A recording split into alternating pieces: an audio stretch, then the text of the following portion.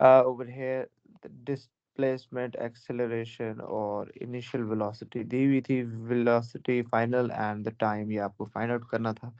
तो हमने ये दो equations of motion यूज करके final velocity और time की वैल्यू निकाली। फिर एक केस ये था, इसके अंदर एक इम्पॉर्टेंट बात थी कि हम ए से सी इकट्ठा नहीं सॉल्व कर सकते, because the acceleration is different for the two parts of the journey. तो ए से बी हमने इसको सेपरेटली देखा, and then exactly in the same way हमने बी से सी इसको सेपरेटली देखा। अच्छा, आज हम इसके कुछ क्वेश्चंस करते हैं। इन द मीनवाइल क्विकली इसको देखें जो क्वेश्चन हमने लास्ट टाइम किया था, जब तक इसकी कोई वर्कशीट ओपन कर लेता हूँ।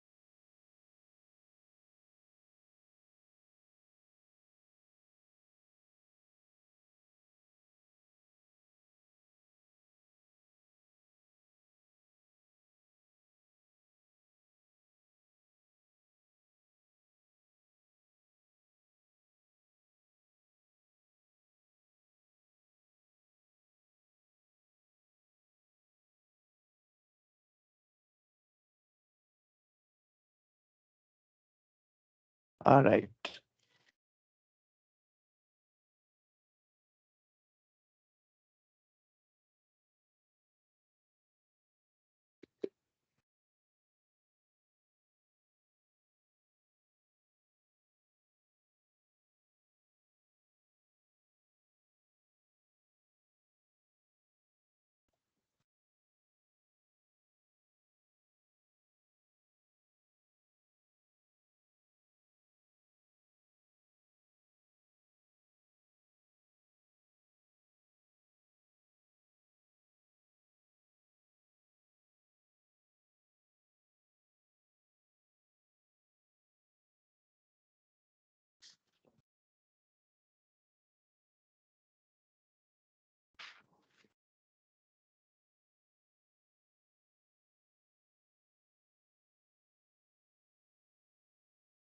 अच्छा जी बेटा, ये वाला क्वेश्चन देखते हैं। The diagram shows the velocity time graph for the motion of a machine's cutting tool. The graph consists of five straight line segments: one, two, three, four, and five. The tool moves forward for 8 seconds while cutting and then takes 3 seconds to return to its starting position. ठीक है? Find the acceleration of the tool during the first 2 seconds of the motion. ये वाला part आपका same as your IGCSE O levels, जो आप उसमें acceleration निकालते थे। वेलोसिटी टाइम ग्राफ है, इसमें एक्सेलरेशन निकालना है। So you will simply find out the gradient in the first for the journey of the first 2 seconds. So rise over run, rise आपके पास 0.18 है और रन आपके पास 2 है। तो इसका क्वेश्चन को अटेम्प्ट करने के लिए सिंपल 0.18/2, यहाँ से आपके पास आंसर आ जाएगा 0.09 मीटर्स पर सेकंड स्क्वायर। ठीक हो गया? सेकंड क्वेश्चन है, the distance the tool moves forward while cutting. अच्छा, इसमें जब forward journey, velocity time graph में forward journey above X axis होता है, below X axis return journey होता है, above X axis forward journey होता है। तो आपको ये सारा फॉर्मूला, ये एरिया निकालना है। Area under the graph, area between the graph and the x axis gives you the distance. अब यहाँ पे आप डिस्टेंस कैसे निकालेंगे? इस पूरे का area. Now this is a trapezium. वैसे तो आप इसका ट्रायंगल वन रेक्टेंगल और देन ट्रायंगल टू करके निकाल सकते हैं, but that is going to be very unnecessary और वो अच्छा भी नहीं लगता। अब हम like we are grown ups now, we it is recommended to use the trapezium formula. So area of trapezium का फार्मूला अगर याद नहीं है, so it is basically the sum of two parallel sides and फिर उसका half multiply by the perpendicular distance between the two parallel sides. अब इस case में आपके पास एक पैरेलल साइड आपके पास बेटा ये 2 से लेकर 6 तक, ये आपके पास 6 - 2 4 लेंथ बनती है, और एक आपके पास ये है, ये दोनों साइड्स पैरेलल हैं तो 8। सो 8 + 4 या 8 + 4 divided by 2 multiply by height perpendicular दोनों के बीच में है 0.18। यहाँ से आप इसका डिस्टेंस कवर निकाल लेंगे। 8 + 4 is 12, 12 divided by 2 is 6, 6 multiplied by 0.18, ये आपके पास आ जाता है 1.08। ये वर्किंग शो करके आपने लिखना है, बेशक 2 मार्क्स का वर्किंग लाजमी शो करनी है। 1.08 मीटर्स इसका यूनिट आपने लगाना है। अच्छा, नेक्स्ट है the greatest speed of the tool during the return to its starting position. अब यहाँ से अब आप क्वेश्चन जरा पढ़ें। वैसे तो ग्राफ से भी नजर आ रहा है, रिटर्न जर्नी में यहाँ पे देखें, this is the forward journey, while cutting it is moving forward, और यहाँ पे आके जीरो हो गया। देन यहाँ से उसने रिटर्न जर्नी स्टार्ट की, रिटर्न जर्नी में उसकी स्पीड बढ़ती गई बढ़ती गई बढ़ती गई, एक पॉइंट तक आई, let's suppose that is V, और वहां से फिर उसने वापस यहाँ तक आ गई। ठीक हो गया। अब वो आपको कह रहा है कि ये मैक्सिमम स्पीड बताएं, ये कितनी है। हाँ जी, जरा एनी आइडिया किस तरीके से होगा, ये आसान क्वेश्चन है।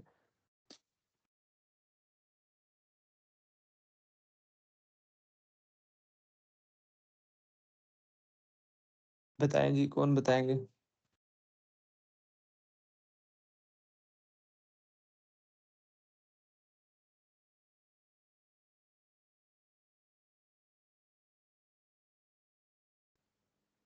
सर जितना सर टाइम जितना टाइम जितना जितना डिस्टेंस वो डिस्टेंस कवर वो करेगा कवर जाने करेगा में उतना ही जाने में वापस उतना ही रिटर्न। वापस। बिल्कुल शाबाश। देखिए द टूल मूव्स फॉर, देखिए इतना हो गया क्वेश्चन में जो सिनेरियो एक्सप्लेन किया हुआ है उसने बताया कटिंग मशीन है, वो आगे जाती है और फिर वापस अपनी स्टार्टिंग पॉइंट पे आ जाती है। तो ये देखेंगे लिखा हुआ है the tool moves forward for 8 seconds while cutting, cutting के दौरान आगे की तरफ मूव करती है, and then takes 3 seconds to return to its starting position. तो ये 3 सेकेंड में वापस अपनी ओरिजिनल पोजीशन पे आ गई। So means this entire distance is same as this entire distance. So distance was the area. So area of trapezium is actually also the area of the triangle in this case. So आपके पास distance आपको पता है return journey में कितना उसने cover किया है, and that is 1.08। और आप distance निकालेंगे कैसे, it's a triangle, so half times base जो कि 3 है, इसके अंदर 8 से लेकर 3 तक, सॉरी 11 तक, ये आपके पास 3 यूनिट्स बनती है बेस, और height is basically the maximum speed. ये आपने इसकी हाइट निकालनी है, वही आपकी मैक्सिमम स्पीड होगी इसकी। ठीक है, तो इसको आप वी लिखना चाहते हैं, वी लिख लें।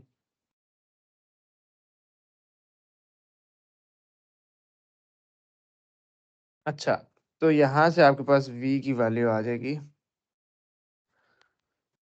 1.08 multiply by 2 whole divided by 3। So 1.08 multiplied by 2 divided by 3. And this is basically 0.72 meters per second. This is going to be your final answer. हाँ जी, any doubts up till here? यहाँ तक clear no है? Sir. No, sir. Yes. Sir, one Sir, one question. question. Yes, Why please. are we Why are we using using the the distance, distance, like like the whole the whole distance that was distance that was traveled? Why aren't we traveled? Why using aren't we half using of it? half of it? Okay, this is the starting point. While cutting, it moves forward. Let's suppose this is 0.25 meters. The blade moves forward 0.25 meters while cutting. Forget about the time, how long does it take? Okay. And then it comes back to its starting position so that it can proceed for the next cut. So, for example, there's the tip of the blade is over here when you started observing. It moves forward 0.25, and then in order to make the next cut, it needs to come back to its starting position. So, if the forward journey was 0.25 meters, the return journey would also be 0.25 meters.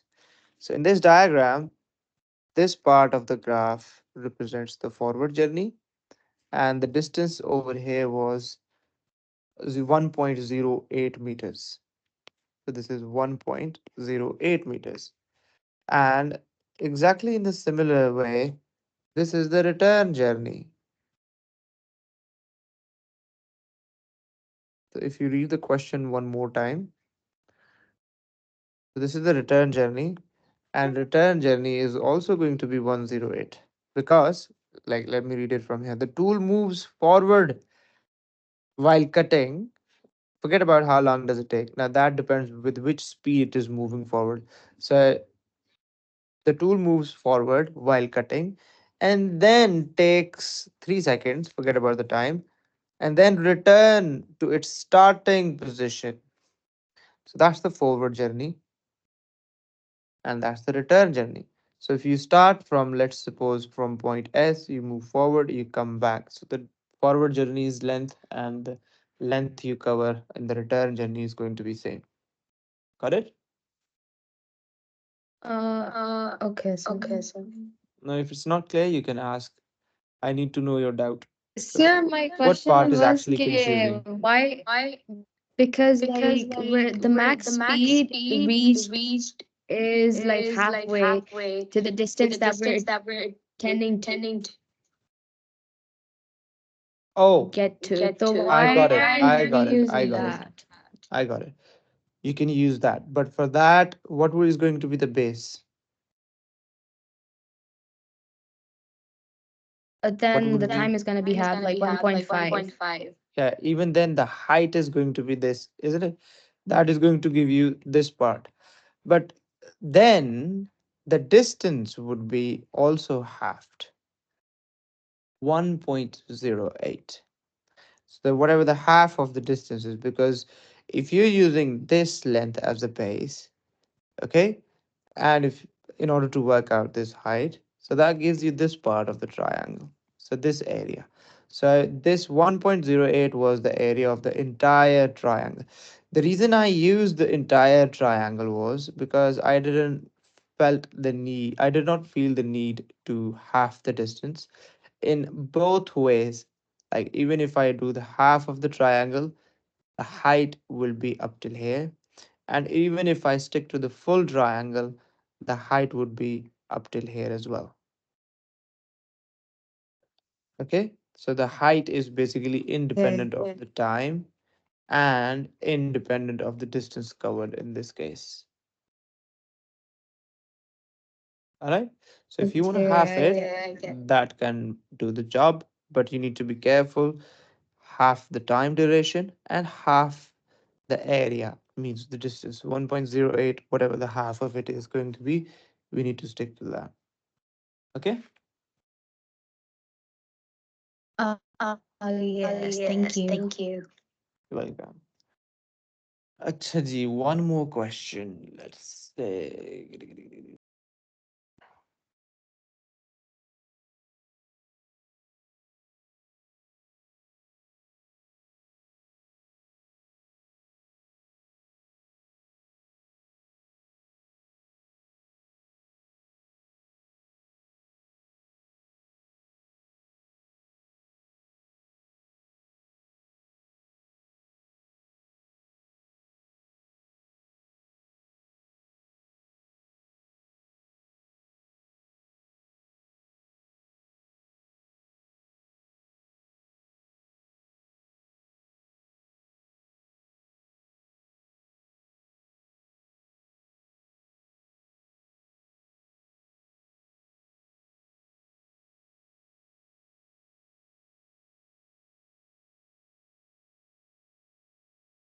okay, a train starts from rest. Okay, so what does this information tell you? That the initial velocity is zero at station A and travels in a straight line to station B, where it comes to rest. Okay, the final velocity is also zero. Train starts from rest at station A and travels in a straight line to station B, where it comes to rest. The train moves with a constant acceleration of 0.025 meters per second squared. So that's another information over here. For the first 600 seconds with the constant speed. Okay, all right. The train moves with a constant acceleration for first 600 seconds. That's one piece of information. Another is with a constant speed for next 2600 seconds. And finally, with constant deceleration, and this one. Okay, so we cannot go from A to B in one go because over here we had an acceleration of 0.025. Then acceleration was zero as the train was moving with the constant speed. And then at the final part of the journey, this acceleration was 0.0375, like a negative acceleration. So there are three parts of the journey. Find the total time taken for the train to travel from A to B. We cannot work out A to B directly. So for the first part of the journey, we have initial velocity as zero. So there are basically three different parts of the journey. Initial velocity was zero. Acceleration was 0.025 meters per second squared. All right, what else is given there? We need to have three pieces of information.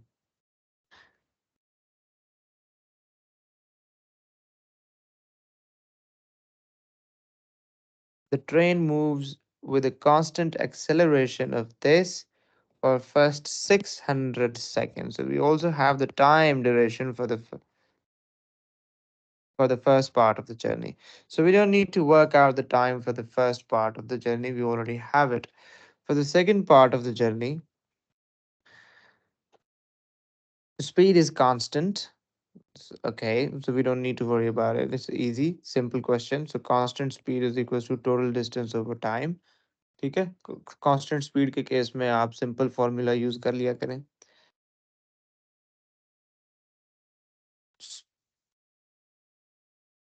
V is equals to S over T.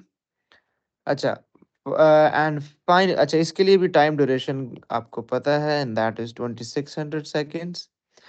And finally, with a constant deceleration, okay, for the last part of the journey, acceleration is minus 0.0375.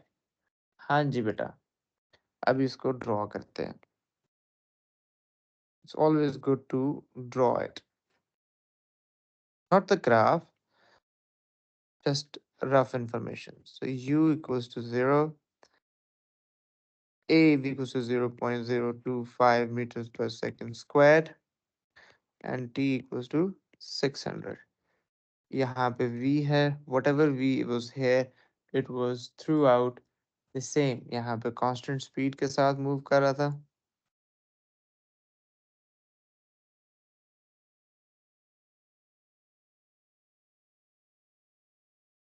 इधर भी V है, and the time duration was 2600 seconds.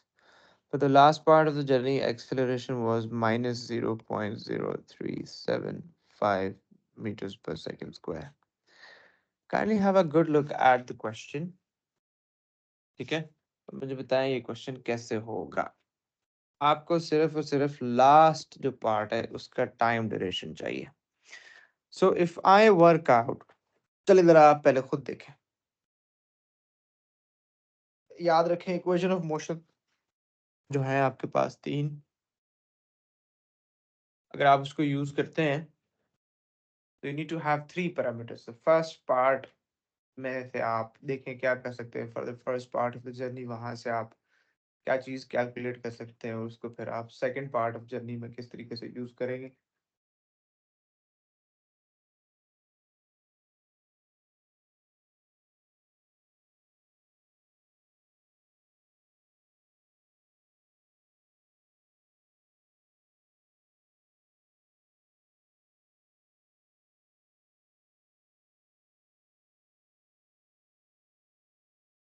हाँ जी, anyone?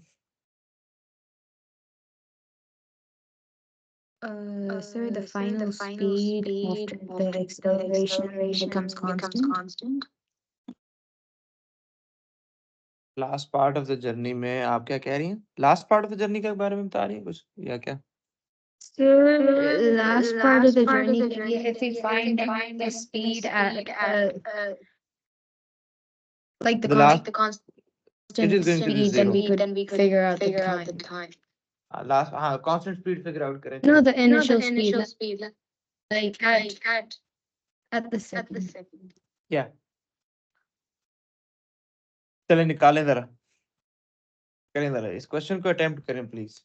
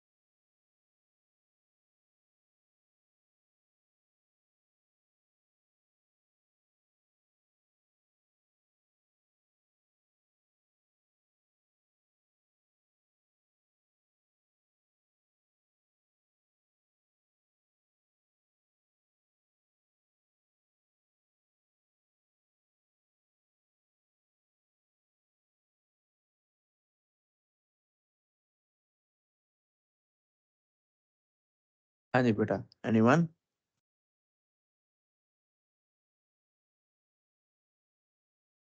Sir मैंने first part के लिए velocity time graph बनाया okay, और मैं उसे यूज करके सॉल्व कर रहा हूँ, 2 मिनट में।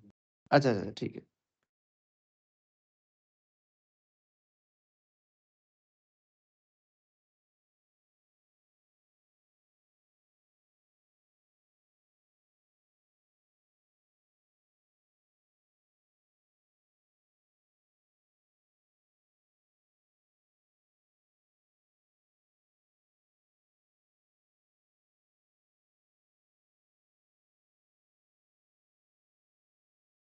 सर जी बेटा, ये हमने पार्ट वन का आंसर ढूंढना था, राइट? हाँ जी, पार्ट 1 का। हाँ, वो हाँ, वो आंसर आंसर मेरा आ मेरा रहा है आ रहा है 3600 3600 सेकंड्स। सेकंड्स। टोटल आंसर हाँ, final total answer. Total answer 3000 sir मेरा भी 3600 आ रहा है।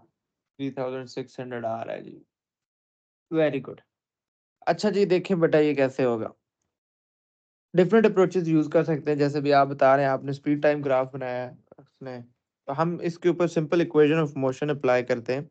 If you look at the first part of the journey, you have 3 parameters 1 2 and 3. We can easily work out the third one, v, which is going to be useful over here. We don't need s for now for this part, तो हम simply यहाँ पे v calculate कर लेते हैं।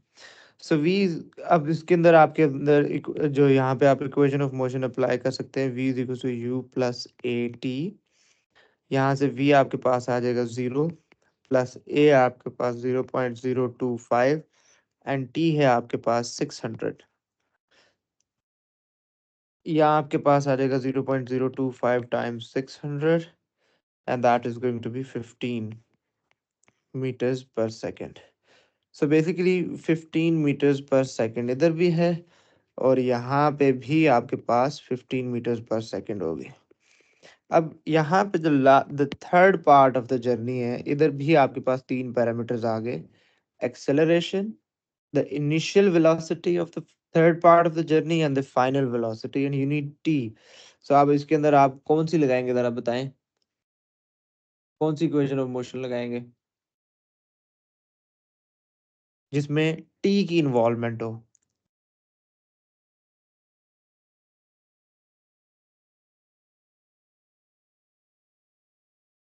आपके पास एक है u, एक है आपके पास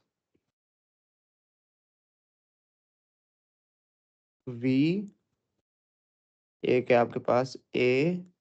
अभी जो पहली लगाई है वही लगा सकते हैं ना बेटा, कि नहीं?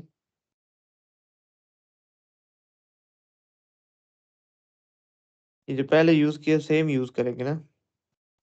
v is equal to u plus A T. अब v आपके पास है 15 इज इक्वल टू 0,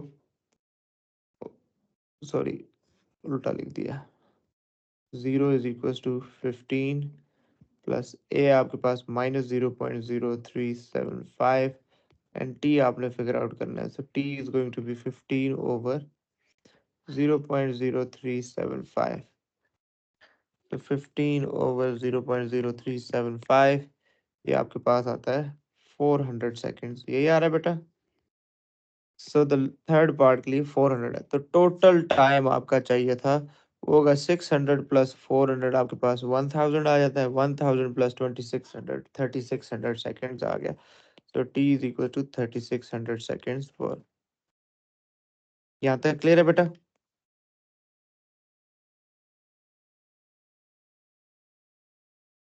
अच्छा जी, नेक्स्ट देखें जी, सेकंड पार्ट देखें, sketch the velocity time graph. अच्छा जी, अब वेलोसिटी टाइम ग्राफ स्केच करते हैं जी। वाई एक्सिस पे वेलोसिटी, एक्स एक्सिस पे टाइम। शुरू में आपके पास कांस्टेंट एक्सेलरेशन था और मैक्सिमम स्पीड 15 आई थी हमारे पास।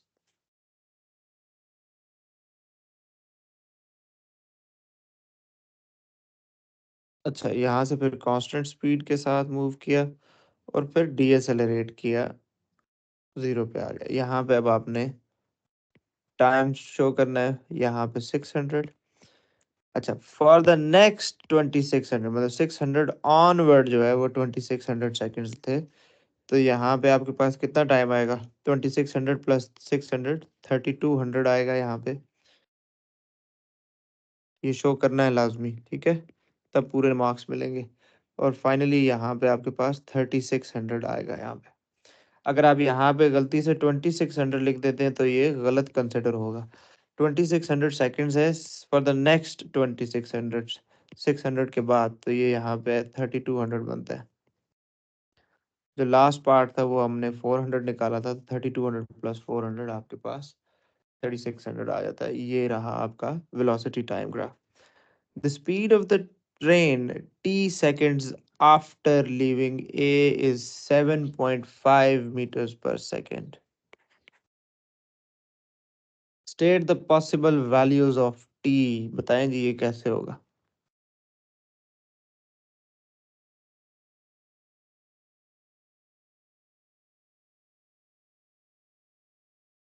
आशा, आमिर, एनी आइडिया?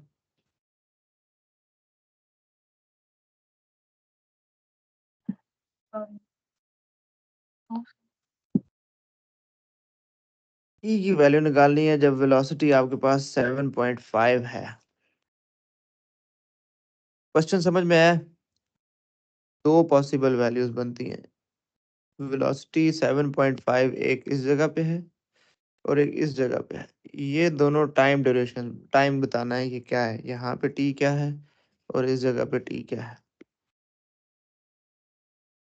ये सिंपल, इससे रिलेटेड आईजीसीएसई में भी क्वेश्चन आता था। ये सिंपल रेशियो वाला क्वेश्चन है। ये 15 का हाफ है 7.5, तो ये भी इसका हाफ ही हो जाएगा। ये देखें यहाँ पे ट्रायंगल बनता है और ये भी ट्रायंगल बन रहा है। सिंपल रेशो से सिमिलैरिटी का कॉन्सेप्ट भी हो सकता है। अगर सिमिलैरिटी का कॉन्सेप्ट नहीं अप्लाई करते तो आप ये देख सकते हैं कि ये यूनिफॉर्म एक्सेलरेशन है, स्ट्रेट लाइन है। तो अब स्ट्रेट लाइन पे 15 से आप 7.5 पे आ गए, एग्जैक्ट हाफ कर दिया, तो ये भी एग्जैक्ट हाफ हो जाएगा। तो एक टी की वैल्यू सिंपल आपने लिख देनी है 300, स्टेट करना है, कोई इसमें कैलकुलेशन नहीं आपने शो करनी, state the possible values of T and exactly over here. तो ये ड्यूरेशन था 400 सेकंड्स का, तो इसका हाफ बनता है 200, तो 32 प्लस 200 आपके पास बनेगा T is equal to 3400 seconds. यहाँ तक क्लियर है बेटा? है बेटे? Yes, sir. Yes Clear. Sir clear.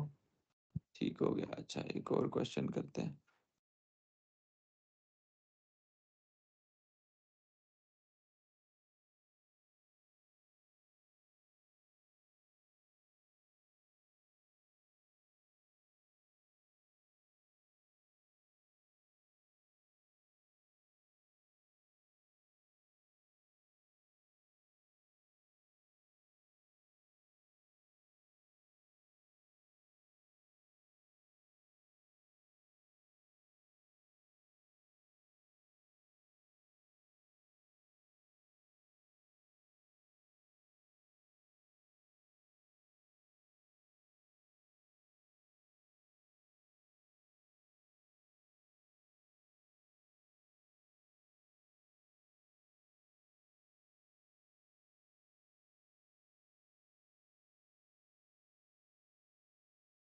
अच्छा जी, a ball moves on a horizontal surface of a billiards table with a deceleration of constant magnitude d meters per second square. A ball deaccelerate कर रही है billiards table पे, snooker table। The ball starts at A with a speed of 1.4 meters per second। ये क्या दिया हुआ है? Initial velocity and reaches, acceleration भी आपको दिया हुआ है इन्होंने, मतलब अच्छा एक्सेलरेशन जो है वो नहीं दिया हुआ, डी है आपके पास जो negative acceleration, and reaches the edge of the table at B 1.2 seconds later with the speed 1.1 meters per second। v भी आपको दिया हुआ है 1.1 meters per second। Find the distance A B and the value of D. तीनों आपके पास तीन parameters हैं। तीन है कितने हैं? तीन पैरामीटर्स हैं। आपको एक इन्होंने u दिया हुआ है, इनिशियल वेलोसिटी 1.4 मीटर्स पर सेकेंड, v दिया हुआ है 1.1 मीटर पर सेकेंड, और t दिया हुआ है 1.2 सेकेंड्स। आपसे एक तो इसकी एक्सेलरेशन निकालनी है बेसिकली, जो इसके लिए उसने वेरिएबल d लिखा हुआ है। अच्छा, फिर उसके बाद उसने आपसे टाइम सॉरी डिस्टेंस पूछा हुआ है, s निकालना है। करें जरा। एक तो simple v is equal to u plus A T, करें जरा, शाबाश। निकालें दोनों पैरामीटर।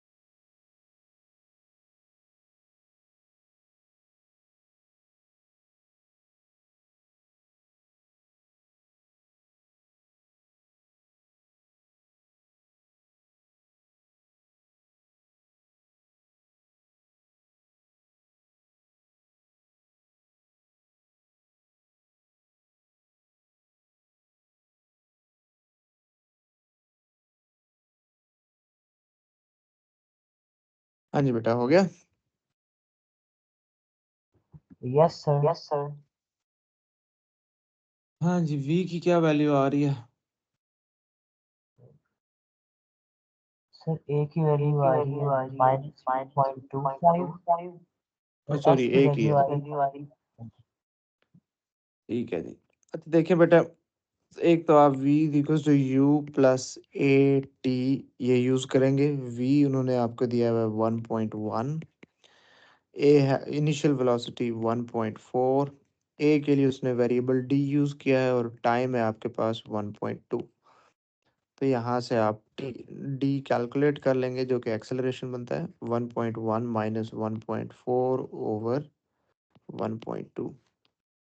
सो 1.1 माइनस 1.4 ओवर 1.2, ये आपके पास आ गया -0.25 मीटर्स पर सेकेंड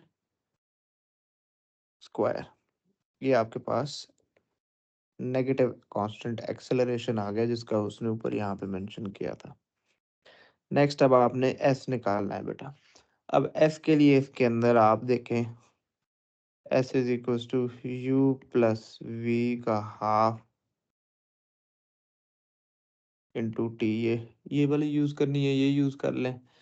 अगर आपने 2a s is equals to v square minus u square करना है, ये वाली यूज करनी है, ये कर लें।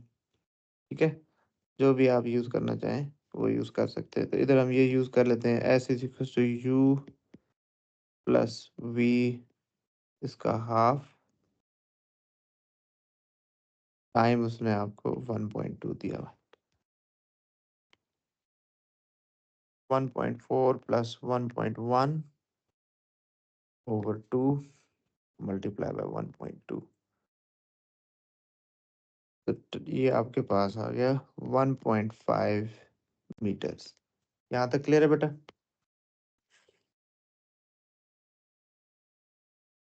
ये वाला पार्ट समझ में आया? अच्छा नेक्स्ट है, A B is at right angle to the edges to the edge of the table containing P. ठीक हो गया। The table has a low wall along each of its edges and the ball rebounds from the wall at B and moves directly towards A. The ball becomes to rest at C where BC is 2 meters. Okay. अब ये जितनी statement दी है ज़रा इसको समझे, ज़रा दोबारा मैं पढ़ता हूँ, फिर मैं इसको आपको स्केच बना के दूंगा। पहले खुद समझे, क्योंकि पेपर में आपने खुद ही क्वेश्चन को की जो स्टेटमेंट है उसको अंडरस्टैंड करना है। A B is at right angle. A B क्या था? A B was the path जिसपे ए से लेकर बी तक बॉल मूव की थी, और बी पॉइंट था एज ऑफ द टेबल के ऊपर।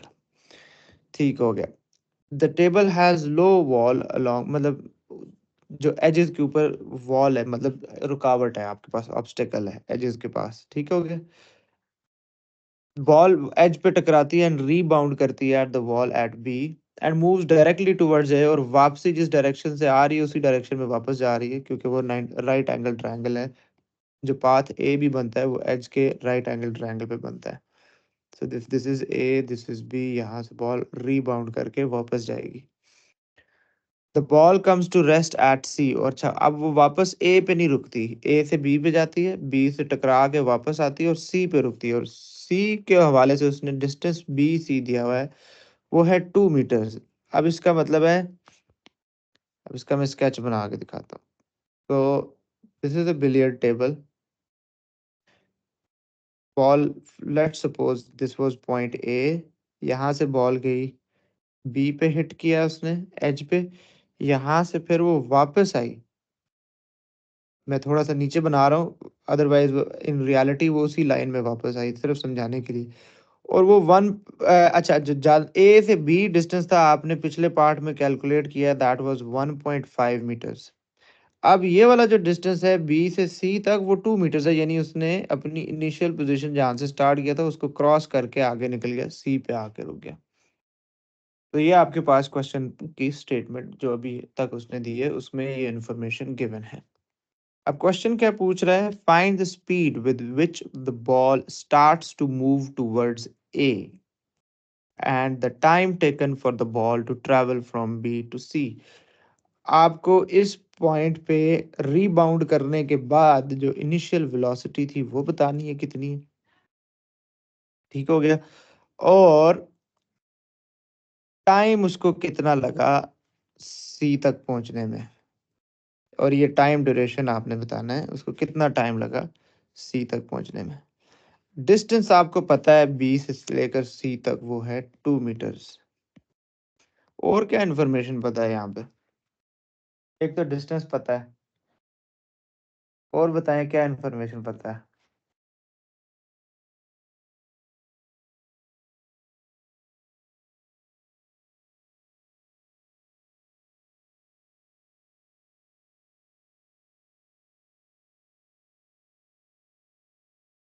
सर इतना तो पता है कि फाइनल वेलोसिटी हमारी 0 होती है, क्योंकि वो बताते हैं कि ये बॉल रेस्ट पे आ जाती है ऑन सी पे। शाबाश, ये भी एक बहुत काम की इंफॉर्मेशन है। और क्या पता है आपको?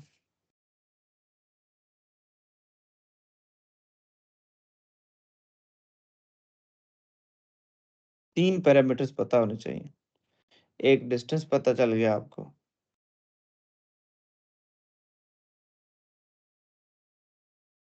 find the speed with which the ball starts to move towards A। जिस स्पीड से, वो तो इनिशियल स्पीड है जो आपको फाइंड करनी है, फाइनल वेलोसिटी उसने आपको दी हुई है, टी आपने फाइंड करना है, डिस्टेंस उसने आपको दिया हुआ है। और कौन सा पैरामीटर रह गया?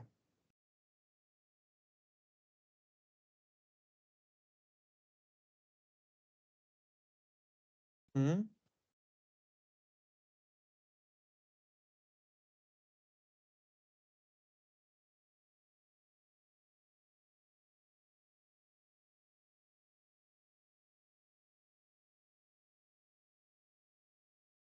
सोचें।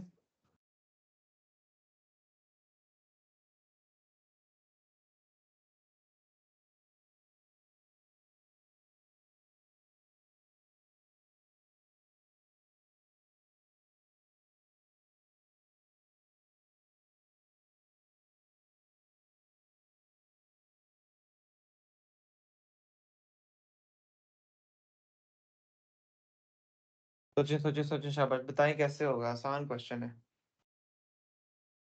दो चीजें फाइंड करनी और टोटल उसने आपको 3 मार्क्स दिए हैं इस क्वेश्चन के। आसान क्वेश्चन है इसीलिए 3 मार्क्स है।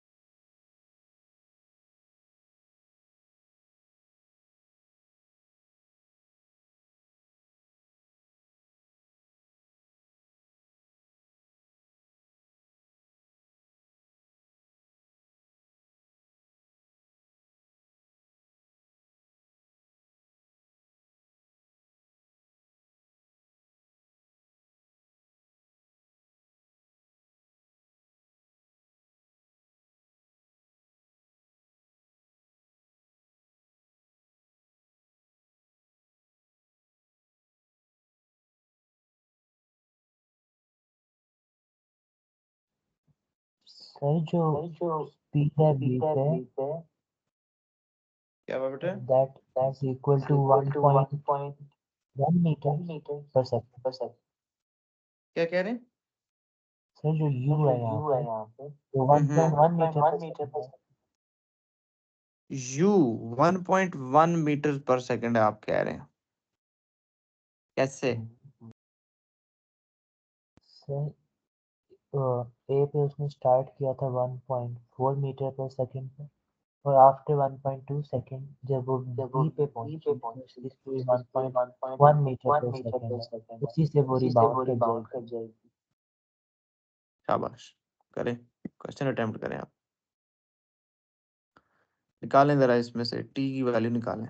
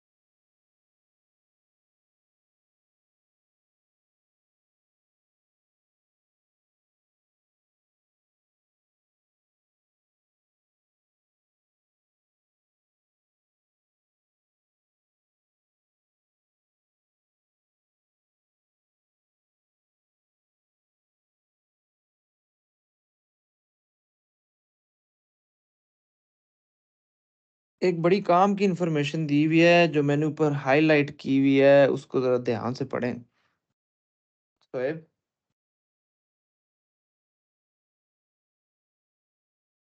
अच्छा देखें, छोड़ दें। ये कह रहा है a ball moves on a horizontal surface of a billiards table with the deceleration of a constant magnitude d metres per second square. क्या इधर उसने कि बताया कि किस डायरेक्शन में जाते हुए उसकी ये डीएसेलरेशन है?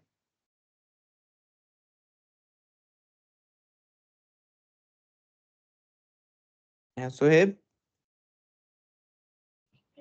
Yes, sir. Has they mentioned कि किस तरफ जाते हुए उसकी ये डीएसेलरेशन है? नहीं. नहीं, यहाँ पे U1.1 नहीं होगा। ठीक हो गया, U1.1 नहीं होगा। ये इंपॉर्टेंट इंफॉर्मेशन है। A ball moves on a horizontal surface of a billiards table with a deceleration of constant magnitude d meters per second square। इससे आगे वो बात कर रहा है कि बॉल जो है उसने ए से स्टार्ट किया, बी पे गया, फिर यहाँ पे, तो इस केस में भी आपके पास डी जो होगा वो आपके पास वही होगा जो पीछे आपके पास ये आया है, इस केस में भी।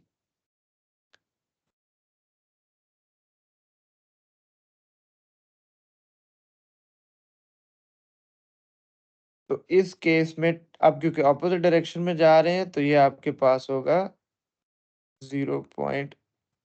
अच्छा, उसने टर्म पिछले क्वेश्चन में भी हमने उसने टर्म डीएसेलरेशन की यूज की थी, तो हम 0.25 लिखेंगे। तो डीएसेलरेशन है आपके पास 0.25 जो एक्सेलरेशन है इसके अंदर।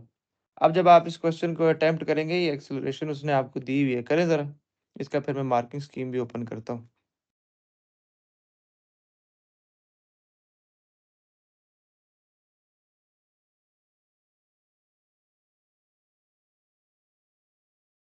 To a s is equal to v square minus u square. 2a कितना है? -0.25। s कितना है? 2 मीटर्स। v 0 है। u आपने फाइंड आउट करना है। यहाँ से u निकालें बेटा, कितना आता है? 2 2 ज़ा 4, 4/4 आ गया 1 is equal to u square. तो u आपके पास आ जाएगा 1 मीटर्स पर सेकेंड। u आपके पास आएगा 1 मीटर पर सेकेंड। फिर अब आप इसका और क्या निकालना था? टाइम निकालेंगे। टी के लिए अब देख लें इसमें से कौन सी चीज़ यूज करनी है। आपके पास u भी है, v भी है, s भी है, a भी है। तो आप वो यूज कर लें। v is equal to u plus A t use कर लें। v आपके पास 0, u आपके पास 1, a आपके पास -0.25 और t है आप t हमने निकालना है। ये हो जाएगा t is equal to 4 second. यहाँ से आंसर आना चाहिए 1/4। यस, 4 मल्टीप्लाई 4 सेकेंड आता है। समझ आया? Yes, sir. ठीक है, पहले मैं इसकी मार्किंग स्कीम ओपन करते हैं इसकी।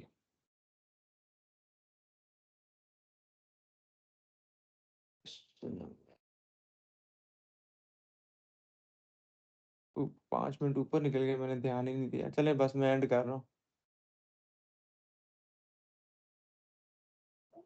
Okay, sir. Allah Hafiz. चले ठीक है, ओके बेटे, अल्लाह हाफिज। सर आप यही आंसर, ठीक है आंसर ये वाला। जी बेटा। अच्छा सर, एक्चुअली मैंने कोई और बात करनी थी। जी जी। ये आपके पास कोई वर्कशीट्स होंगी वो पिछले सिलेबस की? मुझे टॉपिक बता दे, मैसेज कर दे, मेरा नंबर है ना, मैं आपके साथ शेयर कर दूंगा। Okay, sir, okay okay. अल्लाह हाफिज।